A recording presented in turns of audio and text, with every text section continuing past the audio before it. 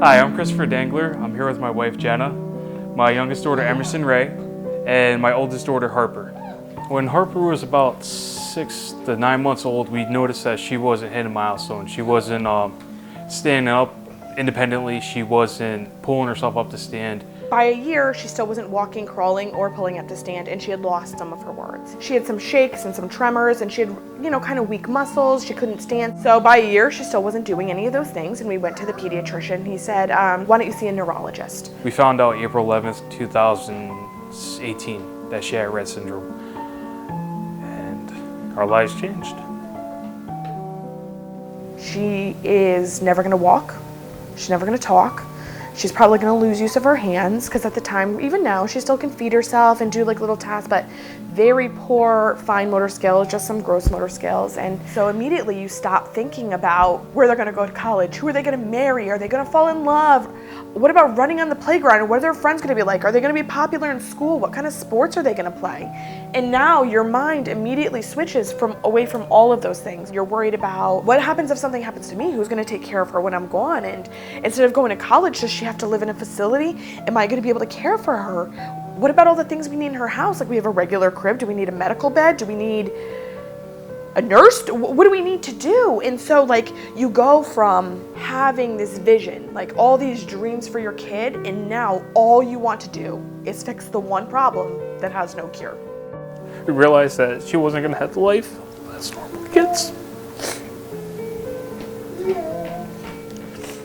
She wasn't going to be able to ride a bike. She won't get married. She'll never live on her own. We'll make the choices for her for the rest of her life.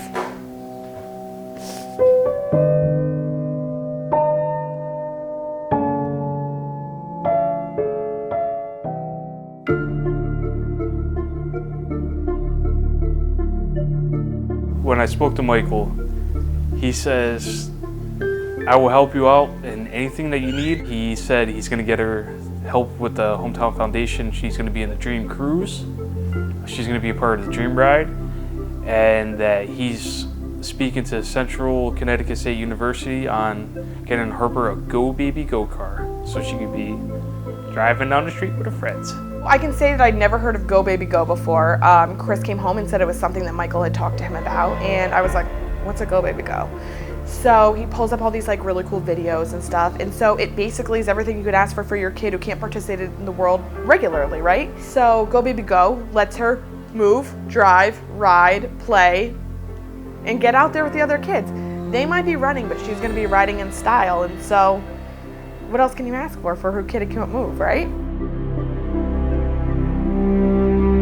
As part of an outreach, our students will participate in this project called Go Baby Go, where we modify the power wheels to allow disabled children who are immobile to have a car that gets them mobilized. The inspiration for the program, or the idea behind it, is to address the problem that for very young children there are no motorized wheelchairs available. A number of years ago, some folks at the University of Delaware had the idea that perhaps a relatively affordable solution to that problem would be to take a ride-on car that you could buy in any toy store and make some simple modifications to it that would allow a young child to use it as a means of mobility. So essentially a motorized wheelchair, only a lot cooler because it's a toy.